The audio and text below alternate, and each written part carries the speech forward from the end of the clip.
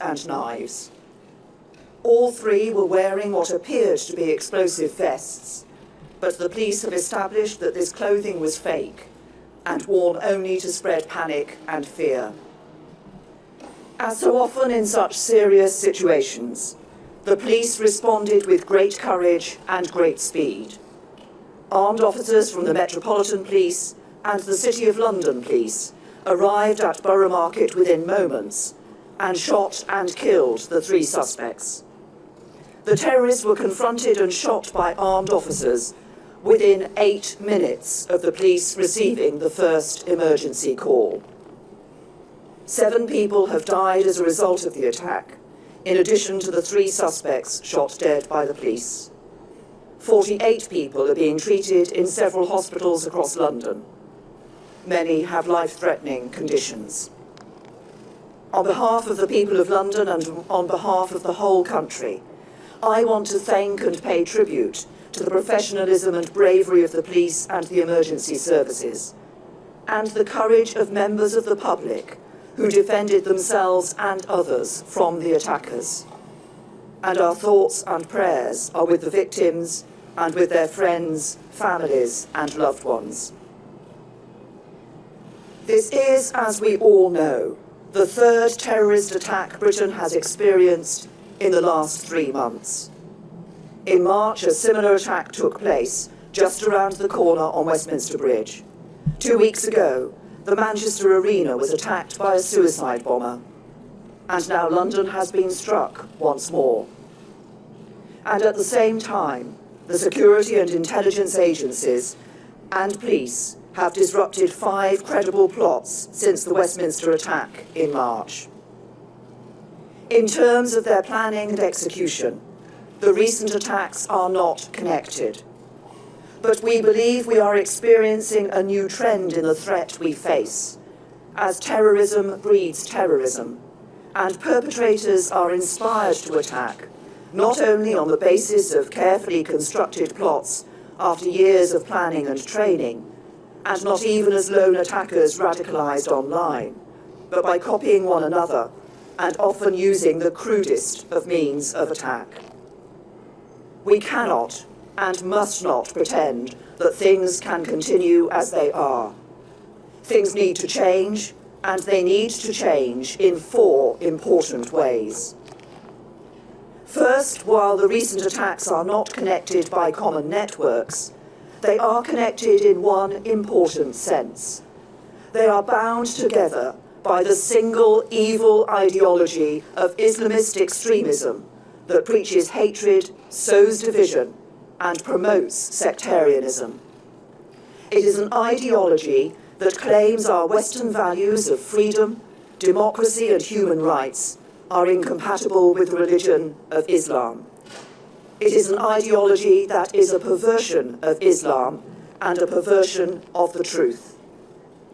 Defeating this ideology is one of the great challenges of our time, but it cannot be defeated through military intervention alone.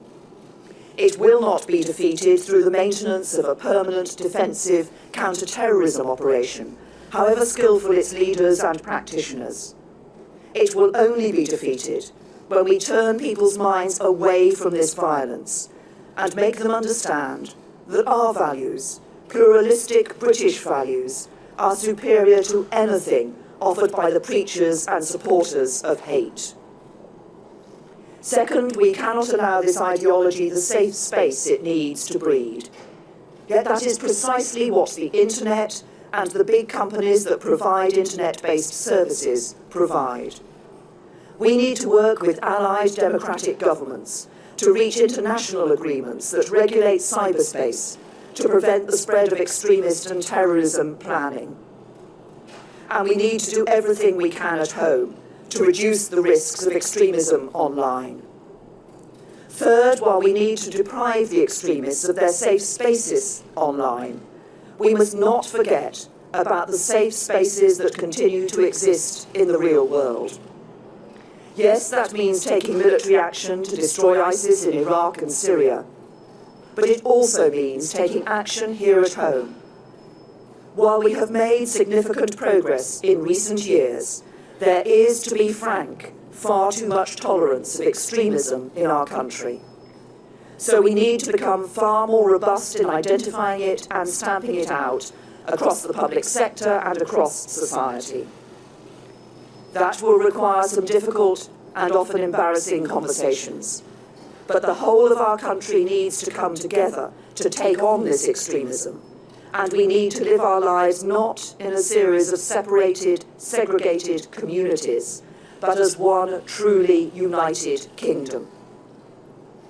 Fourth, we have a robust counter-terrorism strategy that has proved successful over many years. But as the nature of the threat we face becomes more complex, more fragmented, more hidden, especially online, the strategy needs to keep up. So in light of what we are learning about the changing threat, we need to review Britain's counter-terrorism strategy to make sure the police and security services have all the powers they need. And if we need to increase the length of custodial sentences for terrorism-related offences, even apparently less serious offences, that is what we will do. Since the emergence of the threat from Islamist-inspired terrorism, our country has made significant progress in disrupting plots and protecting the public. But it is time to say enough is enough. Everybody needs to go about their lives as they normally would. Our society should continue to function in accordance with our values. But when it comes to taking on extremism and terrorism, things need to change. As a mark of respect, the two political parties have suspended our national campaigns for today. But violence can never be allowed to disrupt the democratic process. So those campaigns will resume in full tomorrow. And the general election will go ahead, as planned, on Thursday. As a country, our response must be as it has always been when we have been confronted by violence. We must come together, we must pull together, and united, we will take on and defeat our enemies.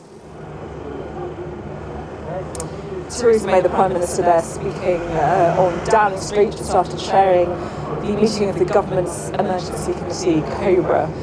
Now, this morning, police have been carrying out a raid in Barking in East London. The searches there are still ongoing, we understand. We can speak now to our Home Affairs correspondent, Mark White, who is in Barking for us this morning. Mark, what's the latest on the ground? Yeah, we're in an estate at King's Road in Barking. Still a lot of police activity here.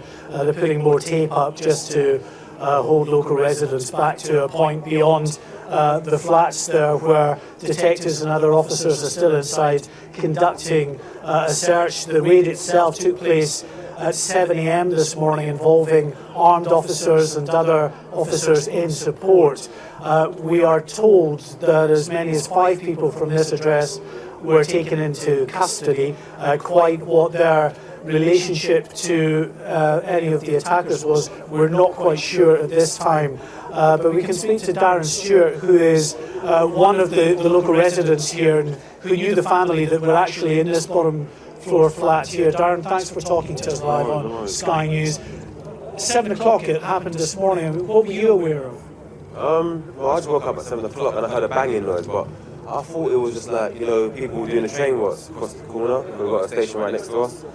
But then I'm hearing that, no, it's like the guys are breaking in. That SWAT team came down and broke in to his house. But I wasn't too sure it was him, because I only noticed this when I came to take the rubbish out. When the police tell me you got to go through the back way.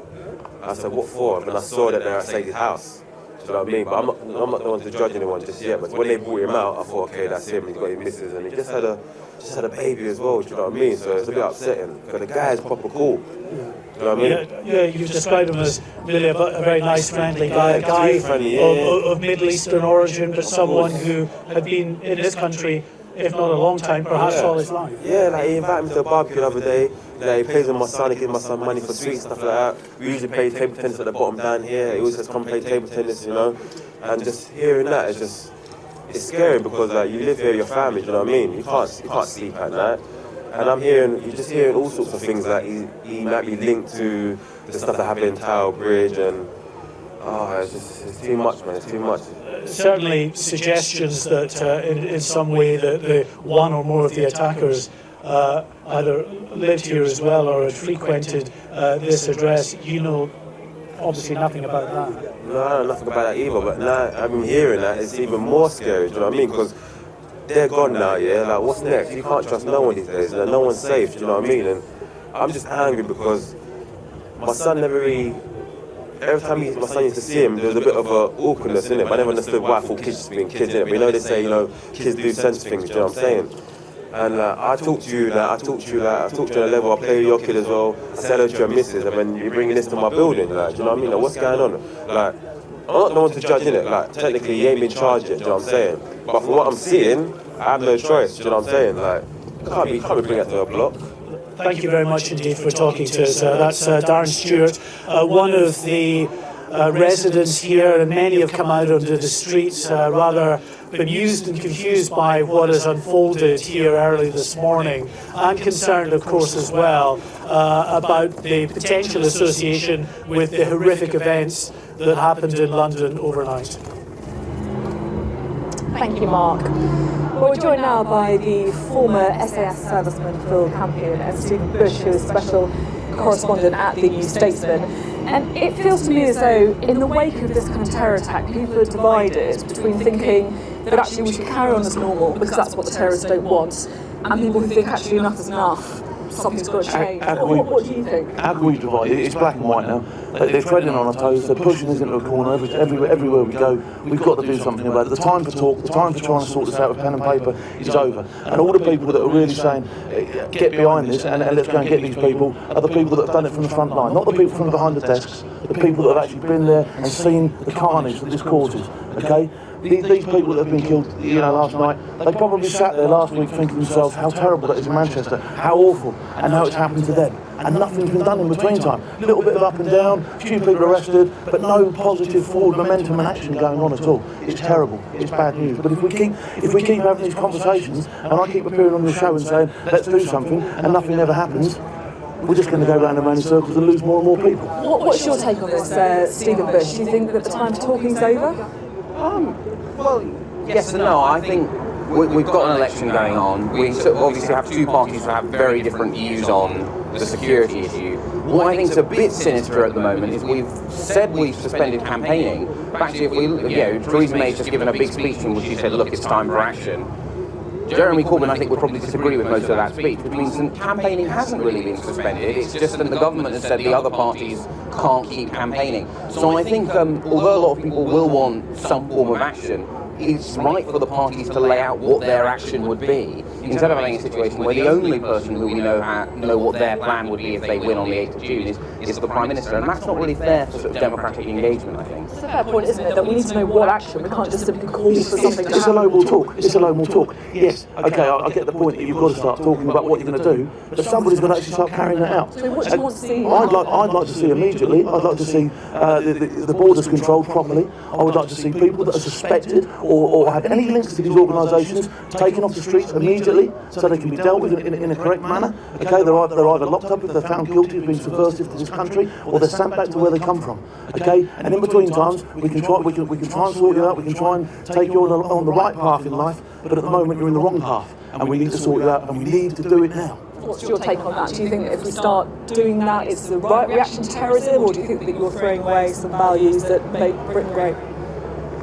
I think no society can ever escape the risk of terrorism, and that feels to me sort of slightly too far, not least because in attacks like these, where it's people sitting at home online, hating society, wanting to commit a crime, we can't know when someone gets into a van and they're going to commit a terrorist attack. There is a tough response you can have to someone who, in the privacy of their own mind, decides to do that. You can do things to stop attacks like we saw in Manchester, where a guy built a bomb, was flying freely between borders. That shouldn't have happened, obviously, but attacks like today is very different. Okay? Police Commissioner, charge of all the police in this town, has said otherwise, has said, no, let's go and get these people. And he would have said it in the right places. Somebody needs to listen, and we need to get amongst them. Okay, thank you both very much for your thoughts on a very difficult and emotive subject today. We'll have more, of course, on the terror attack in London Bridge in just a few minutes' time. Okay.